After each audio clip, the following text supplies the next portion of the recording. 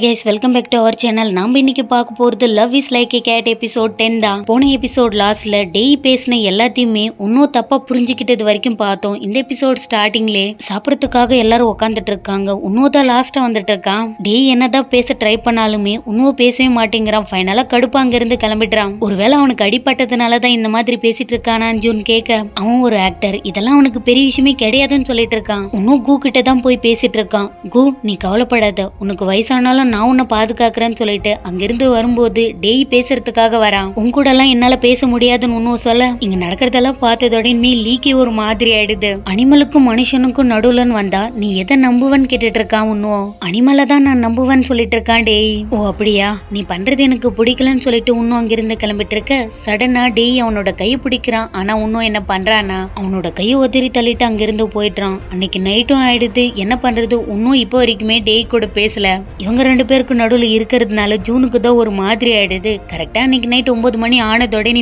லீ உள்ள வந்துடுறா. இன்னும் உனக்கு என்னாச்சு, எதுக்காக இந்த மாதிரி உருன்னு மூஞ்சி வச்சுட்டே இருக்க, எதுவா இருந்தாலும் டைரக்டா சொல்லுன்னு லீ கேட்க, நான் கூ கூட மோட்டார் சைக்கிள்ல போகணும்னு நினைக்கிறேன், அதை பத்தி நீங்க என்ன நினைக்கிறீங்கன்னு கேட்டுட்டு இருக்கான். வாவ் இது கூட நல்ல ஐடியா தான், இதுக்காக தான் மூஞ்சி இந்த மாதிரி வச்சுட்டு இருந்தீங்களா என்ன? உங்களுக்கு எப்ப வேணும்னாலும் என்ன வேணும்னாலும் நீங்க எங்க கிட்ட சொல்லலாம், அதுக்காக தான் நாங்க இங்க இருக்கோம்னு சொல்லிட்டு இருக்காளி. பிரதர் நீங்க நிஜமாவே நல்லா இருக்கீங்களான்னு சியான்னு கேட்க, எனக்கு என்ன நான் நல்லா தான் இருக்கேன்னு சொல்லிட்டு டேயை பார்த்து கடுப்பா பேசிட்டு இருக்கான். அன்னைக்கு நைட் ஜூனை காட்டினா கூவை கொல்றதுக்காக எக்யூப்மெண்ட் எல்லாம் எடுத்துக்கிட்டு அங்கிருந்து டேயை கூட்டிட்டு கிளம்பிடுறான். இங்க நடக்கிறது எல்லாமே லீஜின் ரெண்டு பேருமே கேமரால ஷூட் பண்ணிட்டு தான் இருக்குதுங்க. சரியான சைக்கோங்க இதுங்கெல்லாம். இவங்க ரெண்டு பேரும் அதை கொல்ல ட்ரை பண்ணும்போது கரெக்டா இன்னும் அந்த இடத்துல வந்து, நீ தானே அனிமல்ஸ் எல்லாம் பாத்துக்கணும்னு சொன்ன, அதுங்களை நம்பணும்னு சொன்ன, கூ கூட நம்புச்சு, நீ எதுக்காக இந்த மாதிரி பண்ணன்னு சொல்லிட்டு கத்திட்டே இருக்கா. இன்னும் இவங்க நீங்க நினைக்கிற மாதிரி எதுவுமே கிடையாதுன்னு டேய் சொல்ல, இது கூக்காக தான் சொல்லிட்டு கண்ணத்திலே அடிச்சுட்டு நீங்களா திருந்தவே மாட்டீங்கன்னு சொல்லிட்டு கோமா அங்க இருந்து கிளம்பிடுறான்.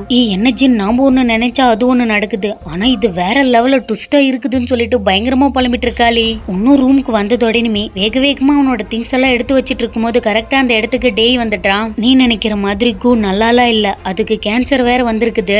இன்னும் 10 நாள் இல்ல 15 நாள்ல அதுவே செத்து போயிடும். அது கண்ணு முன்னாடி கஷ்டப்படுறது எனக்கு பிடிக்கல, அதனாலதான் நான் இந்த முடிவுக்கு வந்தேன் டேய் சொல்ல, இதையே என்கிட்ட முன்னாடியே சொல்லலன்னு கேட்டுட்டு இருக்கான். இன்னும் நீ சின்ன வயசுலயே நிறைய பட்டுட்ட, மறுபடியும் சொன்னா உனக்கு கஷ்டமா இருக்கும் தான் நான் சொல்லலன்னு சொல்லிட்டு இருக்கான். இதுக்கு வேற வழி எதுவுமே கிடையாதான்னு இன்னும் கேட்க, என்னதான் நம்ம பண்ணாலுமே கூக்கு பெயின் மட்டும்தான் இருந்துட்டே இருக்கும், அது கண்டிப்பா அதால தாங்கவும் முடியாது, அதுக்காக தான் நான் எதுவுமே சொல்லலன்னு சொல்லிட்டு டே அங்கிருந்து சோகமா கிளம்புறது பார்த்ததோடனே உன்னோக்கே ஒரு மாதிரி ஆயிடுது. அடுத்த நாள் காலையில எல்லாமே நார்மலா தான் போயிட்டு இருக்குது. ஜூன் கேஷுவலா தான் பேசிட்டு இருக்கான். ஆனா என்ன பண்றது, டே தான் ஒரு மாதிரி இருக்கான். இன்னைக்கு நம்ம பண்ண வேண்டியது நிறைய இருக்குது, எனக்கு ஃபேவர் பண்ண முடியுமான்னு கேட்டுட்டு இருக்கான். இன்னும் அதெல்லாம் முடியாதுன்னு சொல்லிடுறான் டேய். ஆனா நீ அதை கேட்காமயே நோ சொல்றியேன்னு கேட்டுட்டு இருக்கான். இன்னும் நீ என்னதான் சொன்னாலுமே நோ தான் நான் சொல்லுவேன்னு சொல்லிட்டு இருக்கான் டேய். இன்னைக்கு காலையில இருந்தே நீ ஒரு மாதிரி வேட பண்ணிட்டு இருக்கியே, என்ன ஆச்சுன்னு கேட்டுட்டு இருக்கான். இன்னும் சாரி நான் பிஸியா இருக்கேன்னு சொல்லிட்டு டே அங்கிருந்து கிளம்பிடுறான். இங்க நடக்கிறது எதுவுமே புரியாம ஜெமீன் தான் திருன்னு முழிச்சுட்டே இருக்கான். அவன் என்னதான் ஆச்சு, எதுக்காக இந்த மாதிரி நடக்குதுன்னு கேட்டுட்டு இருக்கான் ஜெமீன். சடனா நேத்து நைட்டு நடந்ததெல்லாம் உன்னோக்கு ஞாபகம் வந்துருது, நான் தான் இது எல்லாத்துக்குமே காரணம்னு சொல்லிட்டு இருக்கான். இன்னும் அவனுக்கு தெரிஞ்ச வேலையெல்லாம் செஞ்சுட்டே இருக்கான். இவன் இந்த மாதிரி வேலை செஞ்சுட்டு இருக்கிறது எல்லாத்தையுமே ரிப்போர்ட்டர் போட்டோ தான் எடுத்துட்டு இருக்கான். எடுக்கிறது மட்டும் இல்லாம அந்த மேனேஜருக்கு கண்டினியூஸா ரிப்போர்ட் பண்ணிட்டே இருக்கான். இன்னும் டேயோட கையை பிடிச்சிட்டு இழுத்துட்டே வந்துட்டான். நீ எதுவுமே சொல்லாமே இருக்க, நான் இங்கிருந்து கிளம்புறேன்னு சொல்லிட்டு டே அங்கிருந்து கிளம்பிட்டு இருக்க. சாரி நான் இதுக்கு மேல இந்த மாதிரி பண்ண மாட்டேன்னு சொல்லிட்டு பின்னாடி ஹக் பண்ணிக்கிட்டு பேசிட்டு இருக்கான். ஓ சாரி கூட இப்படி கூட கேட்கலாமா, எனக்கு இப்பதாங்க தெரியுது நானும் உன்னை அடிச்சது தப்புதான், ஆனா என்ன பண்றது எனக்கு ஒரு மாதிரி கஷ்டமாயிடுச்சு, வேணும்னா உனக்கு எவ்வளவு தோணுதோ அவ்வளவு அளவுக்கு என்ன நீ திருப்பி அடிச்சுக்கலாம்னு சொல்லிட்டு கண்ணை மூடிட்டு கண்ணத்தை காட்டிட்டே நின்னுட்டு இருக்கான். இப்படி ஒரு அழகான ஃபேஸ்ல நான் எதுக்காக அடிக்க போறேன், உன்னோட ஃபேஸ் எதுக்காக இவ்வளவு பர்ஃபெக்டா கோல்டா இருக்குது, அதுதான் எனக்கு புரியவே மாட்டேங்குது, உன்கிட்ட இருக்கிற எல்லாமே பர்ஃபெக்டா இருக்குது, உன்னோட கண்ணும் சரி உன்னோட ஹார்ட்டும் சரி எல்லாமே சூப்பரா இருக்குதுன்னு டேய் சொல்ல, எனக்கு நீ ஃபேவர் பண்ண மாட்டியான்னு கேட்டுட்டு இருக்கான். இன்னும் அடுத்த நாள் காலையிலே கூவை பயங்கரமா ரெடி பண்ணி இன்னும் கூட ரைடு போக எல்லாருமே ரெடி பண்ணிட்டாங்க. அங்க இருக்கிற எல்லாருமே உன்னோக்கு எவ்வளவு அட்வைஸ் பண்ண முடியுமோ அவ்வளவு அட்வைஸ் பண்ணி தாங்க அனுப்புறாங்க. இன்னும் கூ கூட ரைட் பண்றத பார்த்தா ஏதோ கேர்ள் ஃப்ரெண்டு கூட அவன் ஜாலியா ரைட் பண்ற மாதிரி ஃபீல் பண்ணி போற மாதிரி என்னோட கண்ணுக்கு தெரியுது. ஒரு வழியா ரெண்டு பேரும் ரைடு முடிச்சிட்டு ஒரு இடத்துல உட்காந்துக்கிட்டு கோல்டு பத்தின விஷயம் எல்லாத்தையுமே கூ கிட்ட சொல்லிட்டு இருக்கான். கூ கூட பேசுறதோட இந்த எபிசோட் முடியுது. Love is like a cat episode 11. கூ சுத்தி உட்காந்துக்கிட்டு எல்லாரும் ஜாலியா பேசிட்டு இருக்காங்க. யாராச்சும் கூக்காக பாடுங்கன்னு சொல்லிட்டு டாஸ்க் சொல்லிட்டு இருக்காளி.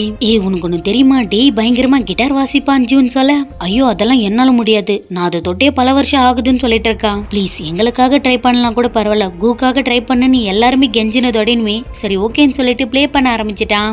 நல்லா தான் பாடுறான், பட் ஒன்னும் அளவுக்கு பாடல, இருந்தாலுமே கேக்குற அளவுக்கு தான் இருக்குது. அன்னைக்கு நைட் ஆனதோடனுமே கூவோட நிலைமை இருக்க மோசமாயிடுது. இதுக்கு மேல இதை வச்சிட்டு இருந்தா ஓகே ஆகாதுன்னு சொல்லிட்டு ஃபைனலா ஊசி போட்டு கொல்ல ட்ரை பண்ணிட்டு இருக்காங்க. இதெல்லாம் பார்க்க உன்னுக்கு ஒரு மாதிரி ஆயிடுது. அவனால அழுகைய கண்ட்ரோலே பண்ண முடியல. சொல்ல போனா கூ கூட இருந்த ஒவ்வொரு நிமிஷமும் அவனோட கண்ணு முன்னாடி அலையா வந்து போயிட்டே இருக்குது. அதை நினைச்சு பார்த்துக்கிட்டு கண்டினியூஸா அழுதுட்டே இருக்கான். ஆனா என்ன பண்றது, கூ கஷ்டப்படுறத பார்த்து ஃபைனலா இன்ஜெக்டே பண்ணிட்டாங்க. அடுத்த நாள் காலையில இந்த ஷோவை ரிலீஸ் பண்ணதோடனுமே எல்லாருமே அழவே ஆரம்பிச்சிட்டாங்க. ஆக்சுவலி இந்த எபிசோட் வெளியே வந்தது உன்னுக்கு தெரியவே தெரியாது. இதை டிவில பார்த்ததோடனே அவனுக்கு பயங்கரமா கடுப்பாயிருது. டைரக்டா லீ கிட்ட போய் காய்ச்சி மூச்சுன்னு கத்தவே ஆரம்பிச்சிட்டான். நீங்க யாரை கேட்டு இதெல்லாம் ரிலீஸ் பண்ணீங்க? நீங்க ஓவர் டூ மச்சா பண்ணிட்டு இருக்கீங்க, எனக்கு இதெல்லாம் பிடிக்கவே இல்லைன்னு ஒன்னும் சொல்ல. ஹலோ, என்ன பண்ணணும் ஏது பண்ணணும்னு எங்களுக்கு தெரியும். நீங்க ஆர்டர் போடுறதுக்கு நான் ஆள் கிடையாது. நான் சொல்றதை செய்யறதுக்கு தான் நீ இருக்குன்னு சொல்லிட்டுறா லீ. நீங்க சொல்றது கூட ஒரு விதத்துல கரெக்ட் தான். எல்லாத்துக்குமே ஒரு லிமிட் இருக்குது. இதுக்கு மேல என்னால முடியாது. நான் இங்க இருந்து கிளம்புறேன். நீங்களாச்சும் உங்களோட ஷோ ஆச்சு, உங்களுக்கு ஒரு குட் பைன்னு சொல்லிட்டு இன்னும் சடனா கார்க்குள்ள ஏறி அவன் பாட்டுக்கு போயிட்டான். பின்னாடியே டேய் ஓடுறான். அவனை கூட பாக்கல.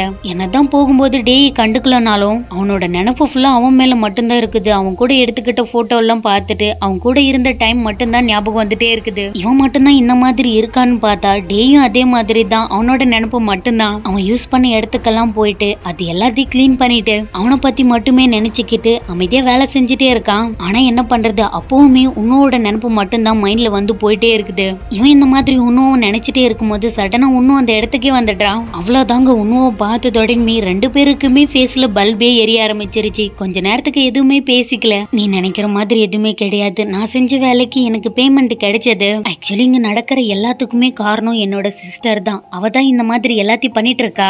என்ன மிரட்டுறதுக்காக தான் ஒன்னு யூஸ் பண்ணிட்டு இருக்கா. அதெல்லாம் எனக்கு சுத்தமா பிடிக்கல. ஆனா என்ன பண்றது, என்னோட சம்பந்தப்பட்ட விஷயம்னா நான் சும்மா இருந்துருவேன். ஏன்னா அவ என்னோட அக்கா, நான் பொறுத்துப்பேன். உன்னை இன்வால்வ் பண்ணா எனக்கு பயங்கரமா கோபம் வந்துருச்சு. இதுக்கு மேல அவ பண்றதை என்னால ஏத்துக்க முடியல. அதனாலதான் நான் கத்திட்டேன்னு சொல்லிட்டு இருக்கான். என்னோட லைஃப்ல கூட இந்த மாதிரி தான் நிறைய விஷயம் நடந்தது. என்னோட அம்மா இறக்கறதுக்கு முன்னாடி நான் எப்பவுமே சந்தோஷமா இருக்கணும்னு தான் என்கிட்ட சொன்னாங்க. சொல்லி கொஞ்ச நாளே இறந்துட்டாங்க. எனக்கான ஒருத்தரை நான் கண்டுபிடிச்சேன். அவரு தான் என்னோட பிக் ப்ரோ. அவரும் என்ன லவ் பண்ணாரு. எல்லாமே நல்லா தான் போயிட்டு இருந்தது. சடனா ஒரு நாள் அவர் என்னை விட்டு போறேன்னு சொன்னாரு.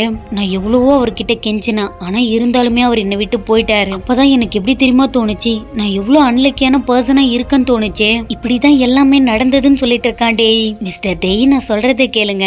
நீங்க நிறைய வெரைட்டி ஷோ பார்க்கணும். அப்பதான் உங்களோட கான்பிடென்ட் லெவல் வேற லெவல்ல இருக்கும்னு சொல்லிட்டு இருக்கான். ஒன்னும் நீங்க சொல்றதெல்லாம் வச்சு பார்க்கும்போது டோபி ஜாப் அந்த மாதிரி ஷோஸ பத்தி பேசுறீங்களான்னு கேட்டுட்டு இருக்கான். உனக்கு ஒண்ணு தெரியுமா டேய், ஃபர்ஸ்ட் டைம் நான் உன்னை பார்க்கும்போது எனக்கு ரொம்ப பிடிச்சிருச்சுன்னு சொல்லிட்டு இருக்கான். எனக்கு கூட பிக் ப்ரோ உங்களை பார்த்ததோடையுமே பிடிச்சு போயிடுச்சுன்னு சொல்லிட்டு இருக்கான். ஃபைனலா ஒரு வழியா ப்ரொபோஸே பண்ணிட்டாங்க. ஐ லவ் யூன்னு சொல்லிட்டு இருக்கான். ஒன்னும் ஐ லவ் யூ டூன்னு சொல்லிட்டு இருக்கான். டேய் சொல்லும் போதுதான் கியூட்டா தெரியற மாதிரி எனக்கு தோணுது. உங்களுக்கு என்ன தோணுதுன்னு சொல்லிட்டு கமெண்ட்ல மென்ஷன் பண்ண மறந்துடாதீங்க. உங்களெல்லாம் கண்டினியூஸா பாக்குறதுக்கு எனக்கு சந்தோஷமா இருக்குது மை லவ்லீஸ். தேங்க்ஸ் ஃபார் வாட்சிங். Love you guys.